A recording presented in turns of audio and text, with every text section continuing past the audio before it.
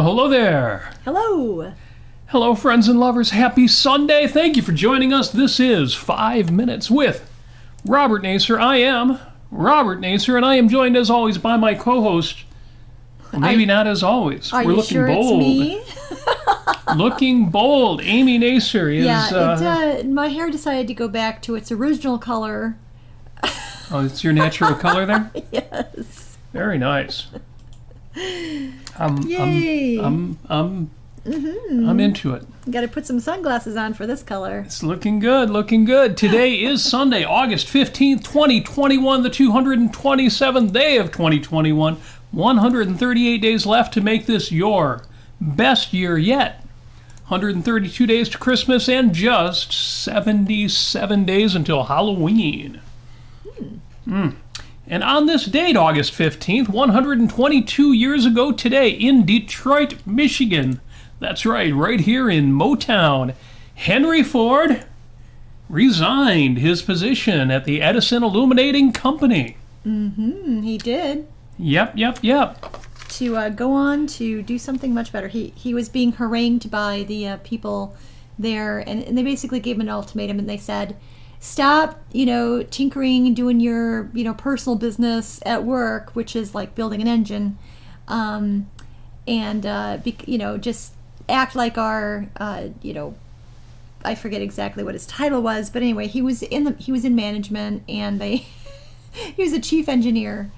And, yep. I've got that right in front of me, actually. On August 15th, 1899, 1 year before 1900, in Detroit, Michigan, Henry Ford resigned his position as chief engineer at the Edison Illuminating Company's main plant in order to concentrate on automobile production. Henry Ford left his family's farm in Dearborn, Michigan at age 16 to work in the machine shops of Detroit. In 1988, he married Clara Bryant. They had a son, Edsel, in 1890. That same year, 1893, Ford was made chief engineer at Edison. Charged with keeping the city's electricity flowing, Ford was on call 24 hours a day with no regular working hours, and when not working, could tinker away at his real goal of building a gasoline-powered vehicle. He completed his first functioning gasoline engine at the end of 1893, his first horseless carriage called the quadricycle by 1896, and in the summer of 98, Ford was awarded his first patent. He actually went on to start 3 different automobile companies. But yes, he was drawn away from the Edison Illuminating Company by investors, including William C. Mayberry, who had great faith in him and invested in him through all 3 companies. Oh, good. A third of which was the Ford Motor Company. Neat. Wonderful. And we're going to relate that to a few things today. Except my stream stopped over here. Let me get that going. I don't want to miss any comments. All right. Also, on this date, we wish a happy 75th birthday to Jimmy Webb. Songwriter Jimmy Webb, who wrote Up and Away, In My Beautiful Balloon, By the Time I Get to Phoenix, Wichita Lineman, Galveston, and he wrote MacArthur Park. Oh. Yes, MacArthur Park, famously redone as a disco tune by Donna Summer in the late 1970s, but of course, near and dear to our hearts, sung originally by Richard Harris. Yes. Yes, the same Richard Harris who went on to be the best Dumbledore in the first 2 Harry Potter movies, before, unfortunately, he passed away. But yes, happy birthday, Jimmy Webb, songwriter, born on this day in 1946. Now, on this day in 1935, even further back, but still alive and with us, Sir Jim Dale, the British actor and presenter and comedian, but we know him and love him as the voice narrator for the Harry Potter books. Yes. So there's your connection. Except to... he could never do a convincing Hermione voice. His Hermione voice was a little grating. But Hello, I'm Hermione. But happy 86th birthday to Sir Jim Dale. You see, we have the Richard Harris connection there between Jimmy Webb and Jim Dale. And what are we listening to this week? Well, you see, this week was an interesting week. Yeah, speaking of Harry Potter, I really wish that we had, some kind of magic, because we certainly didn't have electricity. Yes. Well, yes, it was an interesting week in the sense of the Chinese curse. May you live in interesting times. So what I've been listening to, among other things, is Ayn Rand and the Atlas Shrugged Years, Reminiscences and Recollections. Oh, I skipped one, and I've got to get that in, because it will be in the show notes. 52... No, excuse me, where am I at here? 77? Oh, I see. Nope. On this date, the Woodstock Music Festival opened 52 years ago today.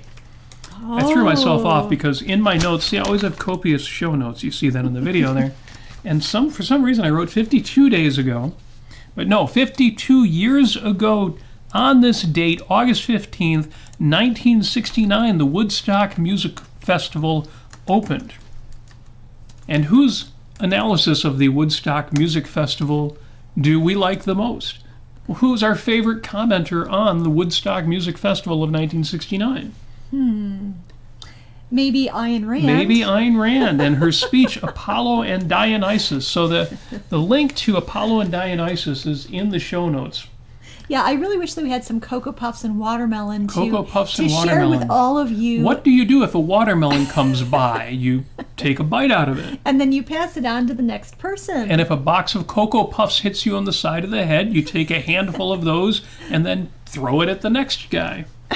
That was Woodstock. As one does. Yes, go to the show notes if you haven't yet. I'm sure you have. But if you haven't yet heard Ayn Rand's speech, Apollo and Dionysus, Apollo 11 and Dionysus at Woodstock, it's a must hear. I've got 2 links in the show notes. The first one has the text if you prefer to read it. But if you're listening, go to the second link, because that one includes the Q&A. Oh, the Q&A is so good on that particular Ford Hall Forum speech. So good. So what we're listening to this week is, well, several things, but Ayn Rand and the Atlas Shrugged Years, Reminiscences and Recollections. Now, why am I listening to that? Because we just mentioned it on our Life on Earth show, but also because we mentioned it and because I remembered first time I heard it was on a cassette tape. And as Amy mentioned, we had no power this week. So Yes. I found several of my battery-powered electronics, including this little cassette player here. Look at this. Look at the tape. These were a thing. We have an entire museum in our basement. We really do. So I've got my cassette player, and remember I mentioned you need to listen to Marianne Surrey's talk about the Atlas Shrugged Years and Ayn Rand. In fact, she broke that talk down into a few sections here. Listen to this. Now I have divided them into various categories, and some of which overlap. The setting with which I'll continue, her work routine, the physical atmosphere, and what I call the spiritual atmosphere. Ayn Rand at lunch, a glorious lunch break with Ayn Rand, cooking and dining with the O'Connors, a domestic crisis, Frisco the cat, and humor in the O'Connor household. So, here you have Marianne Surrey's on tape. Marianne Of course, Surrey's. now you can download the MP3 from the Ayn Rand Institute e-store.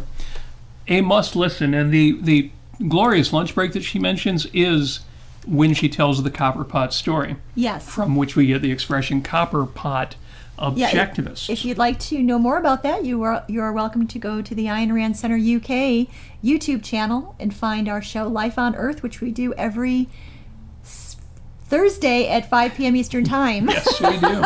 Heck, we'll have to link to that too, but it's an easy find. Now, that tape includes both Marianne Surrey's and Harry Binswanger, and you will find that in the e-store. But that brings me to the topic of power outages. We had a power outage in Casa de la Nasir this week, Yes. including the studio, and it was interesting because it was a brownout.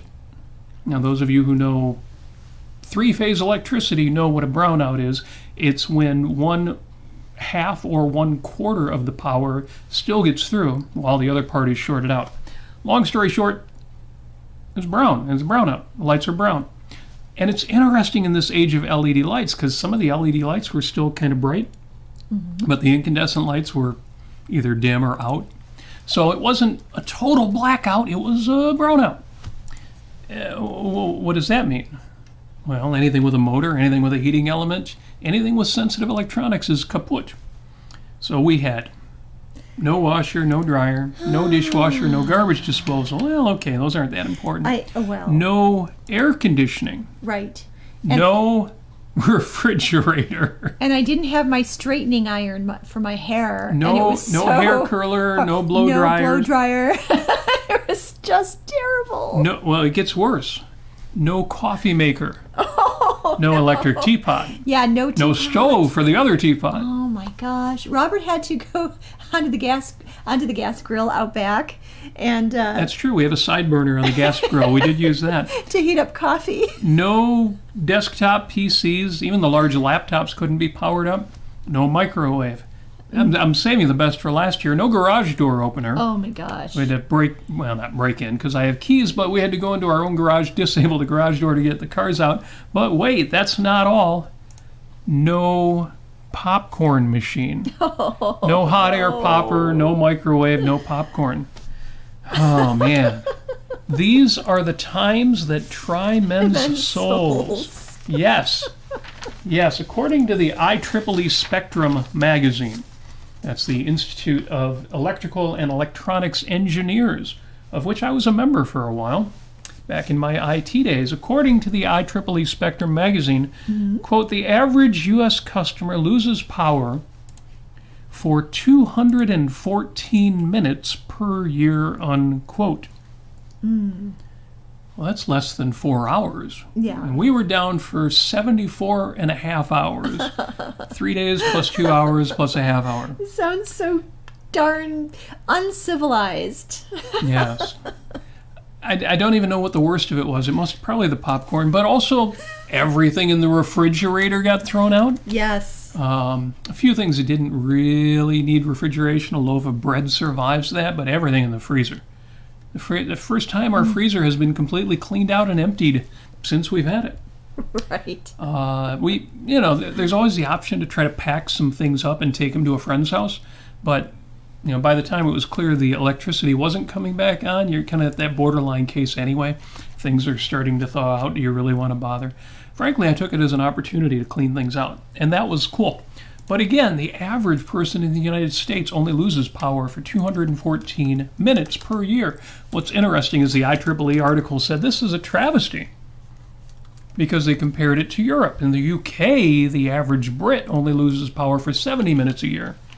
The average French woman, only loses electricity for 53 minutes a year, and way over in Japan, which we are planning to visit, not this year, not next year, but the year after that.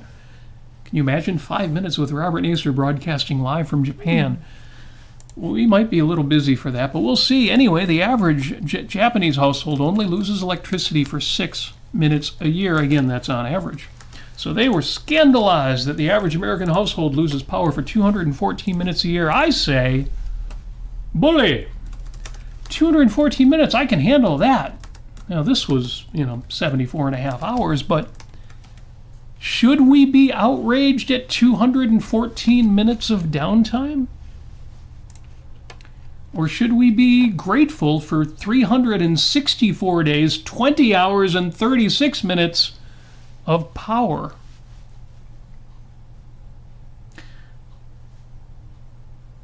But what are the things that we're powering? We've got refrigerators, we've got coffee makers, we've got stoves and washers and dryers and dishwashers and all of these things we missed for a few days. And we've got popcorn makers. So have the last 3 days made me angry about the loss of air conditioning? And it was hot in town. Have the last 3 days made me angry about the loss of lighting? Have they made me angry about the loss of refrigeration? You're so angry. Or am I extra grateful for my coffee maker? Yes. Am I extra grateful for the hot air popcorn popper? Yeah. I'm a microwave guy, but I can't make microwave popcorn either without power. Amy makes air pop, I make microwave. You might think we would compromise and share one or the other, but this is America. More is better. We each get what we want. do I appreciate more than ever my garbage disposal? You know, the strawberries are going to be bad, so I'll clean up the strawberries and eat them. What do I do with the strawberry tops? Put them down the garbage disposal. Had to pick them back out of the garbage disposal when I realized that's not going to work. But I appreciate it all the more. What about my garage door opener? We live in Michigan. We're in Motown, just outside of Detroit. And there are people, it's the craziest thing, who don't park their cars in their garages. Now, you might not know this about Michigan, but we get snow in the wintertime. Hell, the other 3 seasons we get something called weather.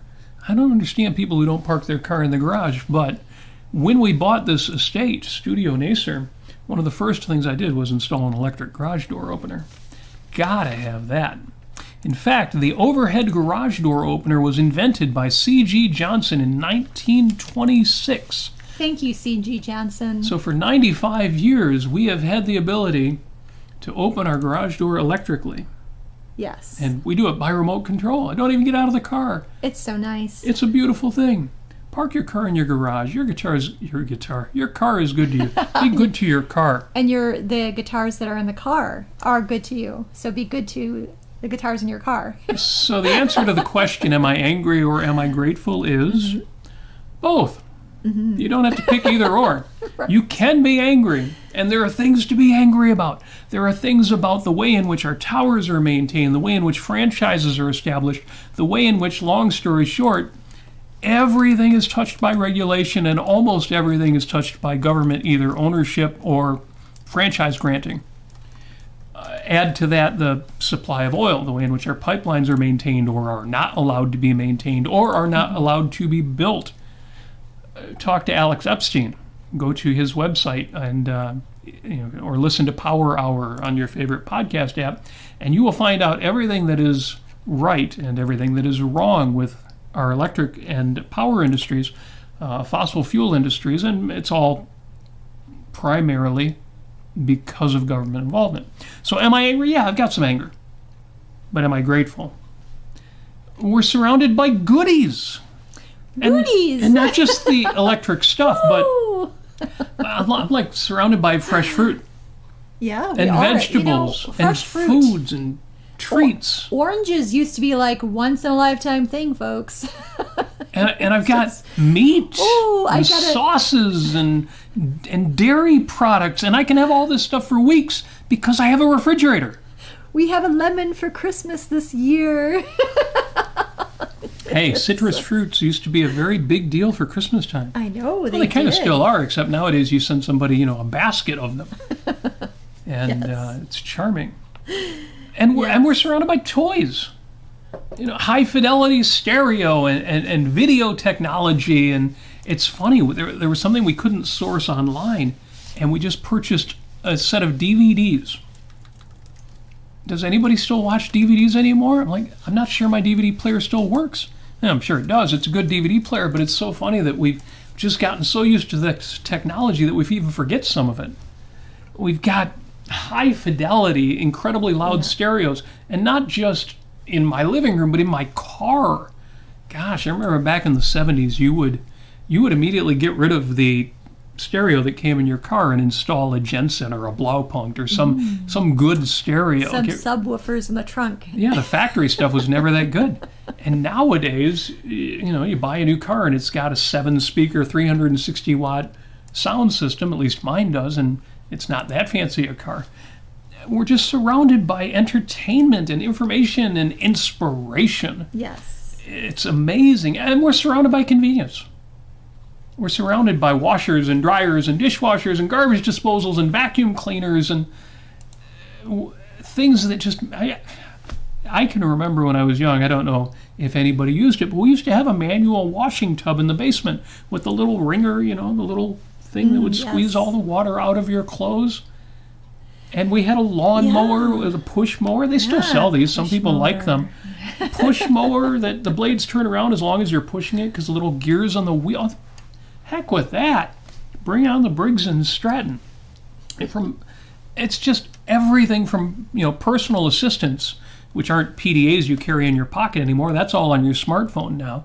Now it's your Amazon Echo device or your Google Home device or your, I forget what Apple's is called, HomePod, I guess. Just be Hey Siri kind of thing. You've got these personal assistants. We've got security cameras around the building. I can look at every entrance of the building whenever I want. We've got, computers and laptops, but also tablets and mini tablets that fit in your jacket pocket, and big tablets you can watch television on. We've got electronic musical instruments and electric guitars and pedals and amplifiers and virtual amplifiers.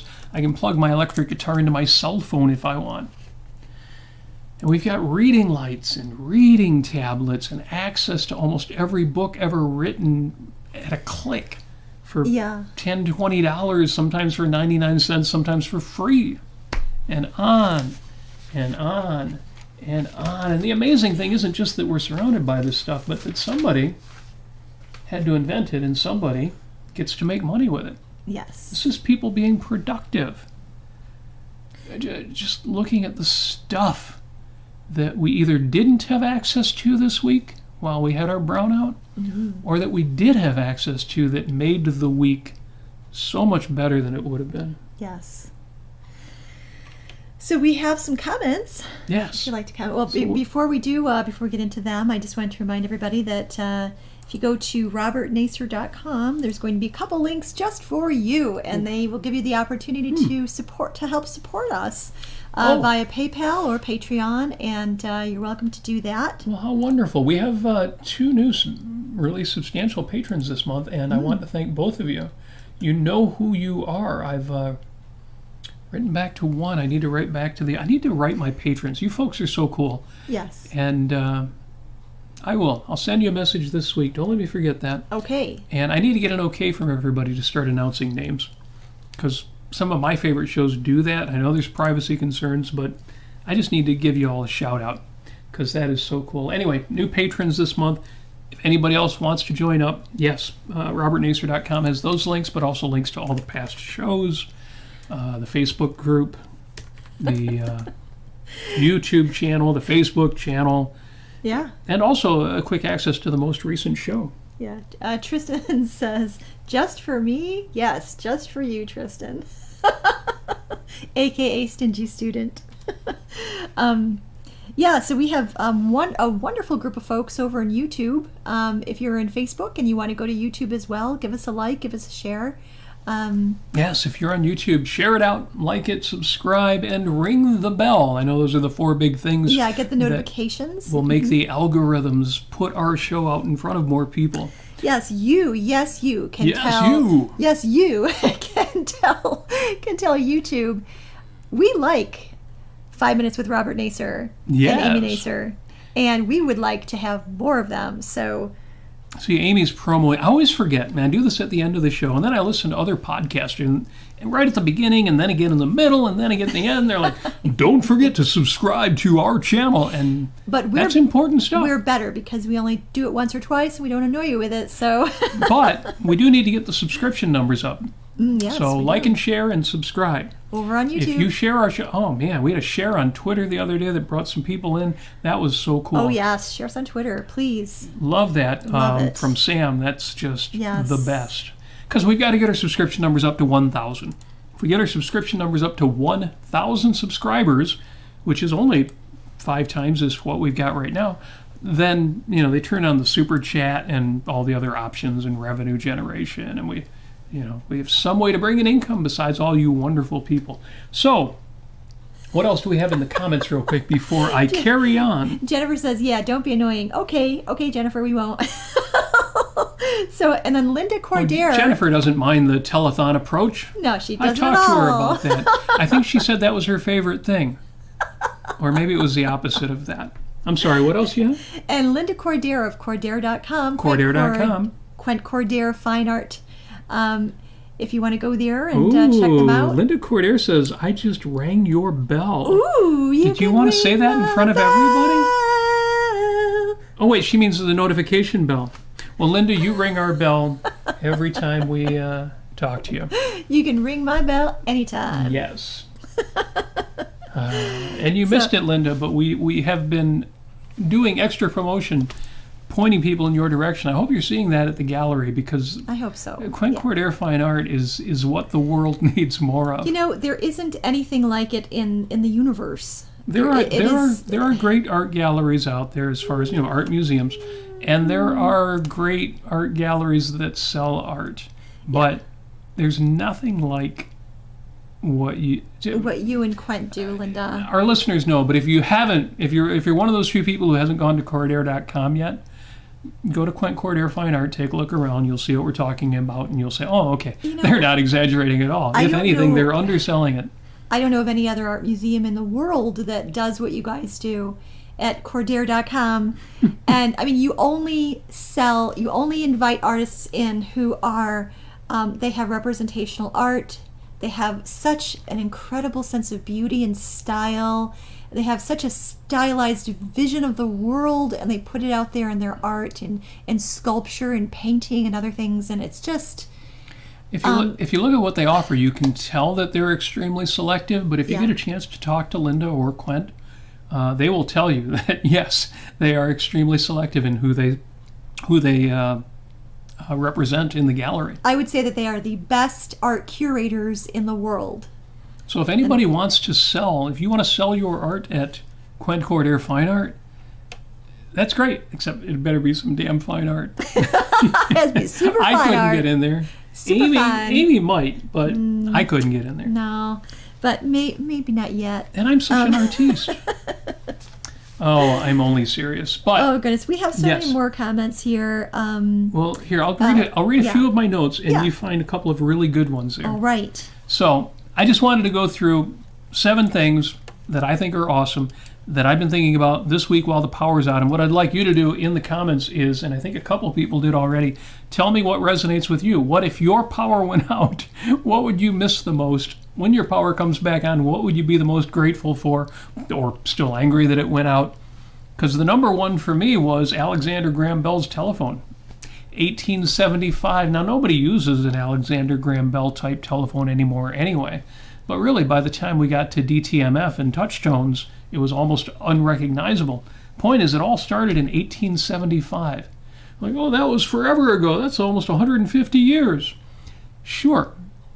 But before that, no phone, no voice communication. In fact, voice communication seemed like magic.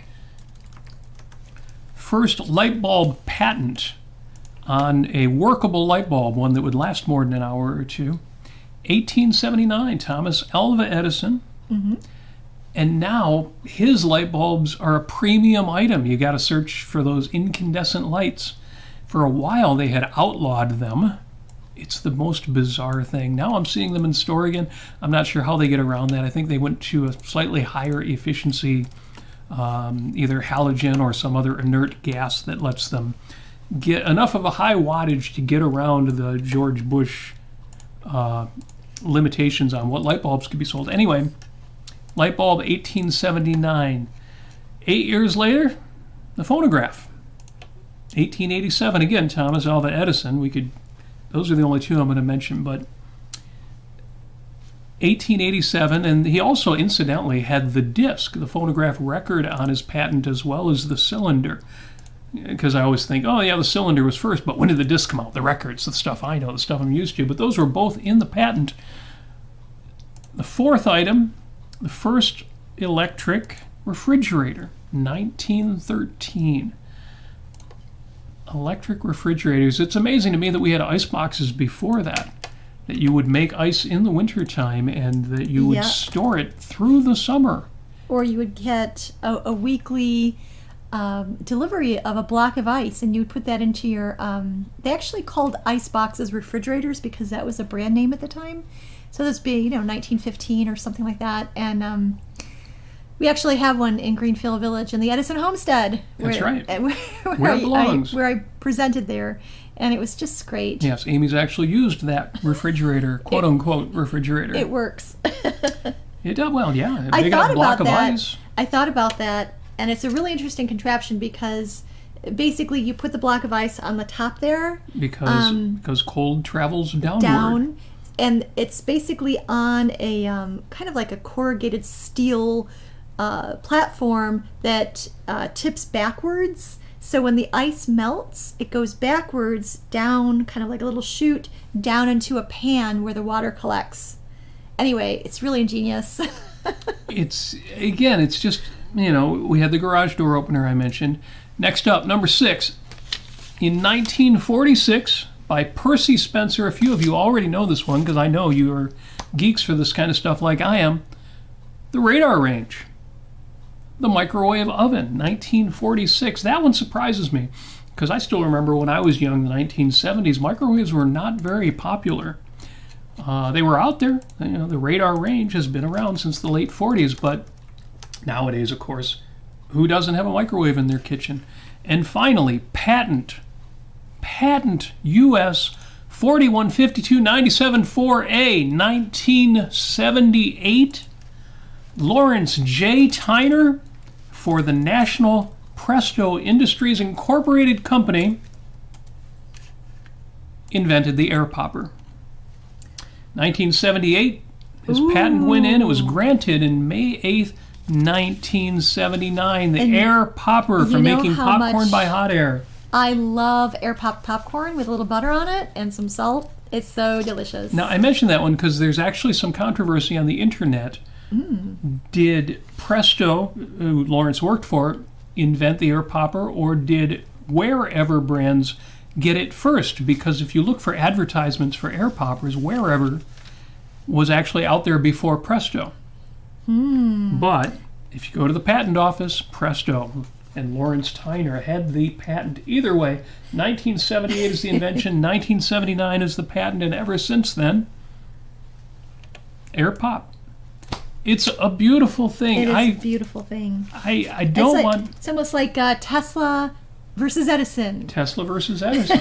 We can do a whole show on Tesla versus Edison. We should. Because they were both such great men. And yet, because of the conflict between them and the whole AC/DC, which was a great band, is a great band, but the whole AC/DC conflict, in fact, we were watching, this cropped up before the power went out on... a show we just found called Murdoch Mysteries, been around for years, and we like our old-fashioned style murder mysteries. Just love them. And sure enough, they did a historical fiction. They brought on Tesla and Edison and the conflict between AC and DC. Edison wasn't in the episode, but it was his technology, and Nikola Tesla was fighting that. And of course, the Edison, the DC people, were going around electrocuting animals to show people how dangerous DC was, and how dangerous AC was. And there's truth to it. Some of it was exaggerated, some of it was true. It was kind of an unfortunate conflict, but both men, heroes, great men with great inventions that changed our lives. Tesla, I don't think, had the chance to do quite as much, but working with Westinghouse and championing AC, championing, that word always comes out of my mouth funny, championing alternating current, which incidentally is why we had a brownout this week. With DC current, you wouldn't have that. DC would tend to be either or. AC is, well, I won't get into the reasons why you end up with half or a quarter of your usual voltage, but great men would make an interesting episode, but we wouldn't do the whole, one of these guys is the villain and one of these guys is the hero. They were both heroes. There may have been a few villainous practices in some of the marketing. And that might be interesting to talk about. So, as folks are in the chat, have we had any other folks talk about technologies? Oh, Scott points out the cars that made America. Yes, I didn't get into it, but the Dodge brothers were real innovators. And going way back when Ford was starting his first 3 motor companies, he was up against Packard and Olds. Yeah. Packard out of Ohio and Oldsmobile. I have to look up where they were from. Although I got to say that the Dodge brothers, in the first, I think that they were investors in the first company that he put together. Yep. And them and a bunch of other investors basically wanted Henry Ford to put together a really lovely product for the rich folks, and that's fine and everything. But that went against what Henry Ford was trying to do. Yep. Henry Ford wanted to make a zillion cars. He wanted to produce the Model T, the so-called Tin Lizzie. I mean, it was extremely expensive. Cars were extremely expensive. Packards were just way out of the bounds of just normal everyday people. But that's where the profits are. If you're only selling to the rich. But anyway, there you go. I love Henry Ford for the fact that he was so forward thinking, and he created a market that didn't exist before, and he was just a magical kind of guy. Now, he did take that philosophy a little too far, and it almost ran him back under in his third motor company, since he kept the same model car for, 12 years? Something. The Model T sold year after year after year. They would occasionally change the shell and dress it up a bit, but it was the same chassis for a dozen. Can you imagine selling the exact same car for a dozen years without, changes, upgrades? Yeah. But anyway, it was such a good car that he stayed on top for a long time anyway. Right. Yes. But I gotta say, while he was doing all that, he ran a railroad. He was all into all kinds of businesses. He, created the Rouge plant. Basically, he was able to source his own ore and raw materials and all of that himself, so he could keep the costs down. Anyway, so the ghost of Henry Ford is chiming in. So I've got some lovely comments here. Actually, Tristan, congratulations, you were, aka Stingy Student, the first comment of the evening. He says, I went into a random bookstore 2 days ago on a spontaneous trip caused by street cleaning. I found a first edition volume of The Fountainhead, solid green cover and all. Now I own it. Excellent. So, congratulations. That's serendipity, when life throws you a loop and it leads to something good. Yeah, and what's really good was that his laptop has a 2-hour battery when not plugged in. And I use it 11 hours a day. Oh, well, that's not ideal. It's not ideal, but actually, replacement batteries are pretty cheap. If it's the kind of laptop you can easily replace your battery or swap it out. Yeah, we got some love shout-outs for the garbage disposal, which I love.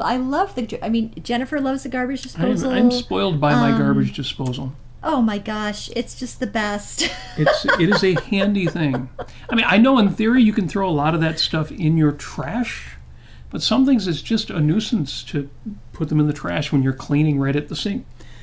Love the garbage disposal. It's amazing how well they hold up. You would think something like that would be prone to leaking or failing, but they're amazingly durable. Right, although Jennifer does say that she can chuck stuff out the window at her house so the critters clean it up. Oh, perfect. That's even better and all natural and organic. So I see Scott says, I heard your question to Yaron the other night about objectivism doing more self-help stuff. This is interesting to me. Scott goes on to say he seemed to like the idea, but maybe wants more controls over who can do it. Scott being a controversial kind of guy, I can understand why you would say that. But yes, I'm very interested in that. It's interesting to me that Yaron talks about it in terms of self-help, whereas to me the category is wider than that. We need to be, and not just in the name of objectivism, but in the name of my personal project, I want to be more involved in not just the self-help community, but the psychology community more broadly, not technical psychology, but pop psychology. In other words, stuff that a lot of us can use even without a psychologist. But also the coaching and motivation communities, and even the kind of IDW, dark web, not dark web, it's not really the dark web, I don't know why they call that the dark web, but the intellectual dark web. Sam Harris and Jordan Peterson and Ben Shapiro, and people who are talking about ideas sort of at the fringe, at the edge, not fringe like conspiracy theory, but just bleeding edge. Interesting stuff. We need to be part of that. Mm-hmm. We need to be writing the next 12 rules for life. We need to be, and not saying we're going to be international bestsellers, but we need to be producing that kind of content. Right. Now, just to be fair to Yaron, I listened to his show yesterday, and he was very clear. He did talk about the idea that everybody, we need to have more people talking about objectivism and Ayn Rand's philosophy in the way that they want to. And, and he seemed very open to the idea that you can talk about her philosophy and focus on whatever aspect you want to talk about it in a style that you want to talk about it in your own way. And he's gone as far as to say, a lot of what's going to be produced he won't even listen to because he's not that interested. And he wants that to happen. He wants people to be producing content because different people are interested in different stuff. And I thought that was great. I know occasionally he'll be a little more careful and say, well, yeah, I don't want people misrepresenting philosophy. I don't want people... And I get that too. And I agree with that. We might, draw our lines or have our level of concern in different places, but I am all about it. So yes, you're gonna see Amy and I doing more and more stuff, maybe pushing the boundaries a little bit. We're going to continue to do this show. We're going to continue to do the Life on Earth show, which again is the one that's a little more philosophical than this, even though whatever we do, it's really just Amy and Robert. You mean it's just us? It is us. It is us. Yeah, I should leave out the word just. Right. It's not just us, it's us. Oh my gosh.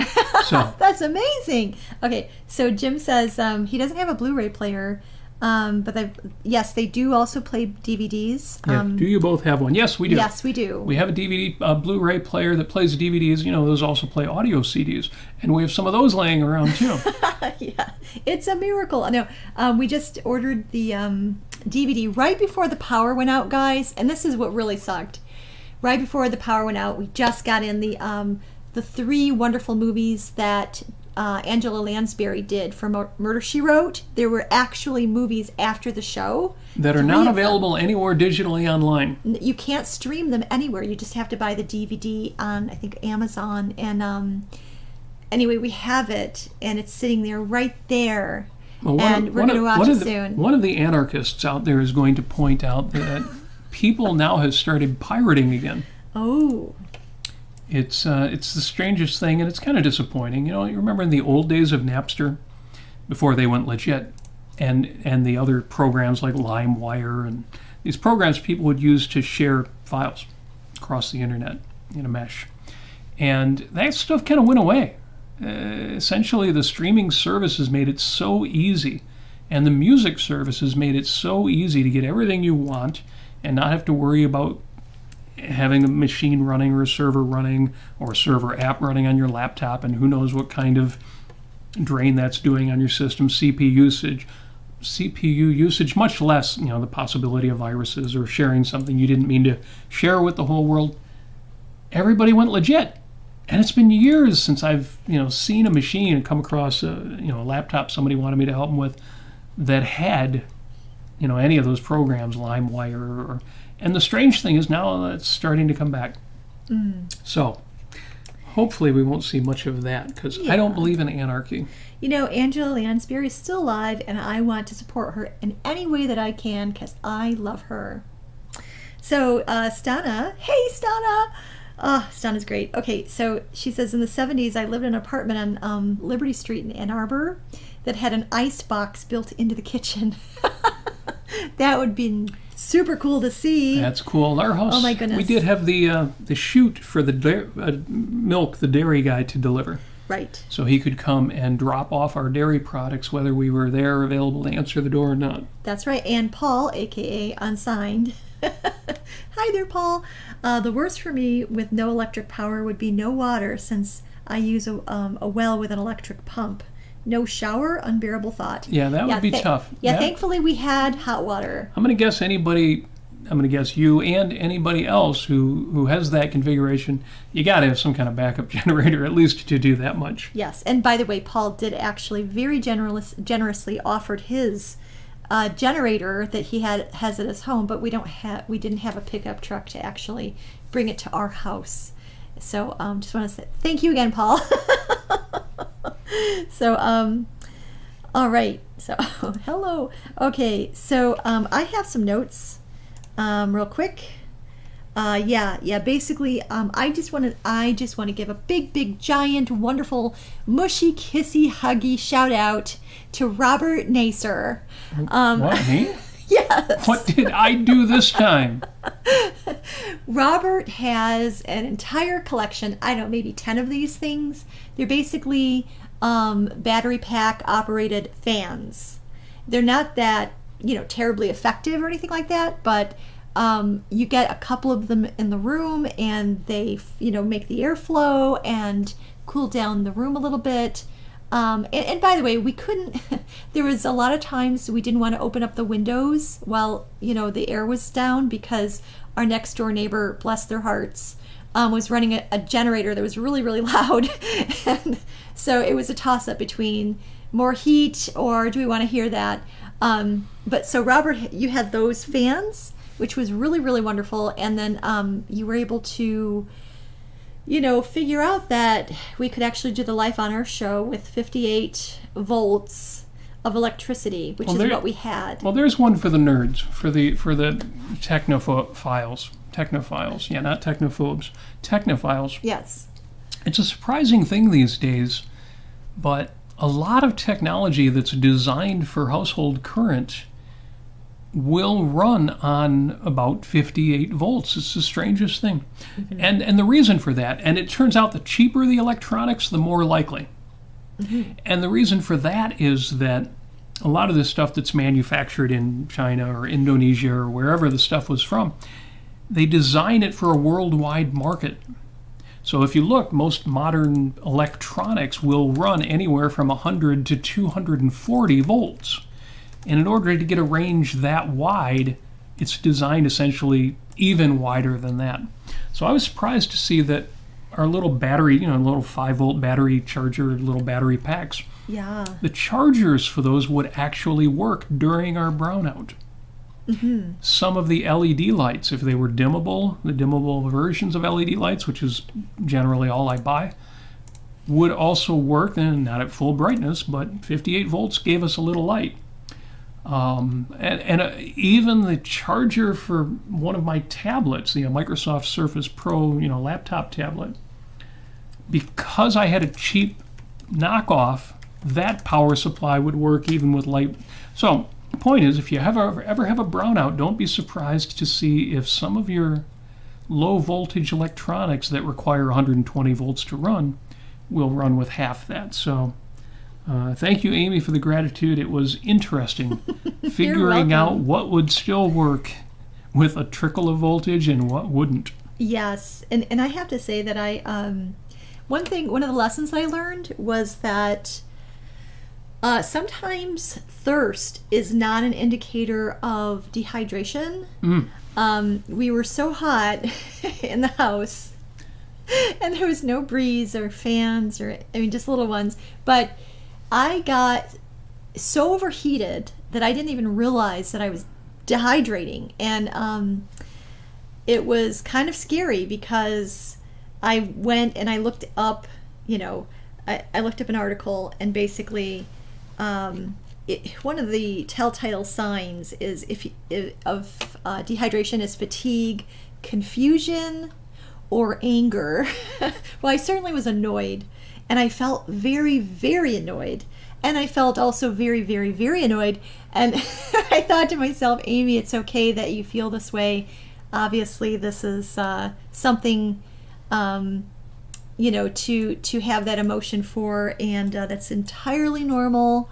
And so I thought to myself, how can I actually get myself to feel more comfortable? Because I was not comfortable. See, that's interesting, too, because it's amazing what we get used to.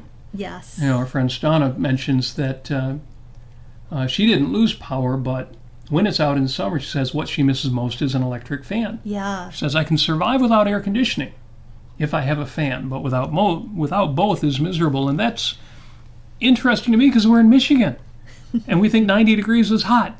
And our friends in Arizona, are posting 115, 120 degrees. And it's interesting that some people will be posting where it's 90, 95 degrees. Yeah. And they don't have air conditioning, not because the power's out, but just because they don't have air conditioning. Right. Some people just don't have air conditioning. So yeah, it's down to what you are acclimatized to. I don't want to say what you're used to because that seems to minimize it, but yeah, it is amazing what you can get used to. A couple of other signs and symptoms of being dehydrated is, which I had, dry eyes or blurred vision. So I didn't have blurred vision, but my eye was really bothering me yesterday, and I thought, gosh, why do I feel like I have a splinter in my eyeball? And it's because my eye was so dry. And so there was that, headaches and disorientation. I really felt disoriented. Muscle cramps, didn't have that. Lack of sweat, did have that, because I thought, I'm drinking water kind of like my normal self, and I wasn't sweating. So anyway, it goes on. But I just want to give a little PSA to all the friends out there in interweb land that, keep hydrated, keep drinking your water, for sure. So Good. Always a good lesson. Well, even when your power's not out, drink a lot of water. Yeah, and I also couldn't practice flamenco, and my it was a little hot for flamenco. My presentation is coming. My performance is coming up next Saturday, and so that was really stressful. So it was a lot of stress, and I'm so very happy. It was a tough week. That we have power and things are getting back to normal. I just love it. Love it. So I always say we are surrounded by miracles, and not least of which is ourselves. And this was a good week to remember that, because a few of those miracles were absent. And so my homework for this week, there was a post earlier on Facebook by Joseph Kellard, who is a writer and photographer and ace bicyclist, and he put up his post of 3 good things. Yeah, 3 good things. Is this one of those gratitude things? Well, sort of. What he's posting is 3 positive experiences in my daily life. So that's kind of interesting. It's a bit of an interesting twist on it. It's not necessarily 3 things you're grateful for, but just positive experiences. So obviously it could be things you're grateful for or things that you achieved or accomplished. Positive experiences. So for my homework, I'm going to do that. You'll find that there is a link to Gene Moroney's post on the book that led Joseph Kellard to post this. And I put that in the show notes, and you should definitely look that up. In fact, that book that's responsible for that, Martin Seligman's Learned Optimism, is available on Amazon. You can get the Kindle version, but if you use lending libraries, if you have access to your local digital library or the one at archive.org, you can even read the book online by borrowing it electronically. So I've got a link to that too, the archive.org copy of Learned Optimism. If we have enough listeners go there, they might all get rented out and you might have to wait. But definitely take a look at Gene Moroney's Thinking Directions website. Her post today was an FAQ on what is a value hierarchy. We've talked about that before. She lays it out pretty well. It's a fun article. But take a look at Martin Seligman's Learned Optimism. I also posted to Joseph Kellard's post on his own website. Take a look at that. His post is called Taking Note of 3 Good Things, and that is my homework. That's my homework for the week. If you are on my social network media feeds, and I'm sure you are at facebook.com/Robert Nasir or twitter.com/Robert Nasir, you will see me posting 3 good things each day. And incidentally, this is a little different than the gratitude ones too, because I'm going to try to do this at the end of the day. Okay. I want to be able to update my evening routine, because I've been weak at that. Everybody knows, everybody who listens to this show knows that in August I reset my morning routine, but I didn't do anything with my evening routine, and that one, especially during this week, has completely fallen by the wayside. So I need to get my evening routine going and back on track, and one of the things I'm going to do is add the right 3 good things to it. So if you want to join me in this week's homework, do that. As always with my homework, what I would love would be if you would share with us that you did it, and maybe what you did, some of the results, how that worked out for you. I also have a post-it note for the week which says plan. Plan. I'm holding it up for the camera there, and if you look, you can probably see some tiny letters there that you may or may not be able to read. The little letters on the top and the bottom say, if you fail to plan, you are planning to fail. You know, I hate those kind of cliches, speaking of coaching and motivation. But this week I need it, because again, my evening routines have fallen off track, and I really need to get back to looking at my planner throughout the day and not just in the morning. So my post-it note for the week, what I am reminding myself all week by putting this on my bathroom mirror, if you fail to plan, you are planning to fail. So plan. And that is my Post-it note for the week. Do we have anything else in the chat that we need to discuss before we wrap up? Yeah. So Jim says, I made my first air conditioner this week. Very crude, but you need at least a styrofoam cooler, a fan, and ice or frozen water bottles. And there's a video on YouTube that teaches you. Yes, thank you. That's great. Awesome. I think Robert actually did that when he was driving a Saturn that didn't have any air conditioning in the car, and so I think that you actually rigged something up like that. At some point. I went a step further. I took an in-window room air conditioner and stuck it in the car with a voltage inverter. No, I have done some strange things in cars. That's great. That's great. That nobody should ever do. And back to Jim, I really like this comment that in terms of we were talking about Yaron Brook was encouraging people, and we're encouraging you to talk about Ayn Rand's ideas and the way that you want to talk about them. He says absolutely to do otherwise has problems. One of them being that you will not sound genuine. Yes. And your listeners are likely to think that you really don't believe in what you're talking about.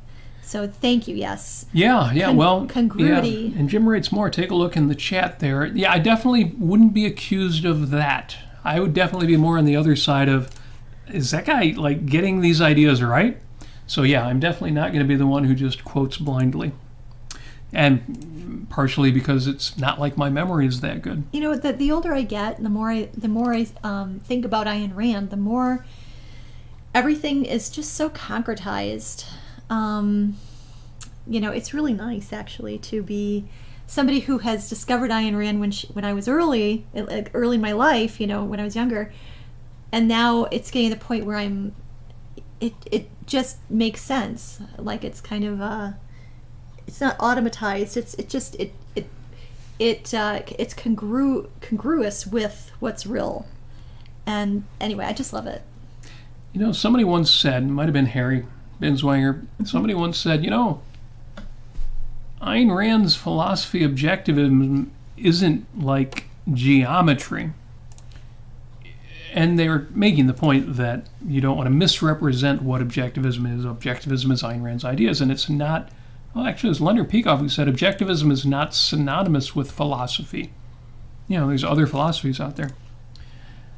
But I kind of disagree with that. Mm-hmm. In the sense that I don't really think of it as a particular philosophy. I simply think of it as philosophy. Yeah. You don't think of a particular history or a particular mathematics. And, when you delve into it, you see the differences between Euclidean geometry and Newtonian physics versus Einsteinian physics. And yes, there are differences within a discipline. But these ideas aren't this separate philosophy to me. This is just philosophy. And I think that's where you want to get to with these ideas, with ideas in general. Yeah, Bonnie says it's integrated and you did it. So I did the work. You did the work. And but to me, I've kind of, yes, it is first-handed. Yeah. But the integrated part is the interesting part to me. Mm-hmm. It's knowledge. This is stuff I know, and so I use it to live my life well. And I know there's more to it than that, but at least on some level, it's just that simple. And we're having a little bit of internet trouble. Hopefully that's looking okay out in the web. Yeah, it's been intermittent for some occasionally folks. Stalling there, yeah. Yep. So with that said, because, and it's probably related to the recent power outages with the wonky internet, I'm going to wrap this up by reminding you, show notes with links to all of the valuable, interesting, amusing, and provocative sites and information we've discussed will all be posted to the show description shortly after the show. It'll be the first thing I do when we wrap up. Mm-hmm. As always. Questions, comments, and suggestions for future topics, please bring in those suggestions. We did a couple of our best shows were just based on things people wanted us to talk about. That's right. That was so much fun. You go to the Facebook page, 5 Minutes with Robert Nasir, and go join. to the Facebook page. You can write it in the chat here too, but if you really want to start that conversation, and we would love it, go to the 5 Minutes with Robert Nasir Facebook group. If you'd like to support the show financially, links to our Patreon and PayPal sites And links to the 5 Minutes group and links to everything that you care about in the whole wide world are at robertnasir.com. Well, if all you care about are those 8 different things. And as always, thank you for joining us. Yes. It's been a crazy week, and the chance to talk to you brings it all back where it should be. All back to normal, all back to values, all to your friendship. Thank you so much for being here, especially thank you for your chat, which always makes the show. Yes. As always, I wish you each success. I wish you happiness. I wish you reliable electricity. For Pete's sake, what a crazy week. Crazy, crazy, crazy. That led us to do this crazy show today. And as always, and with your indulgence and patience,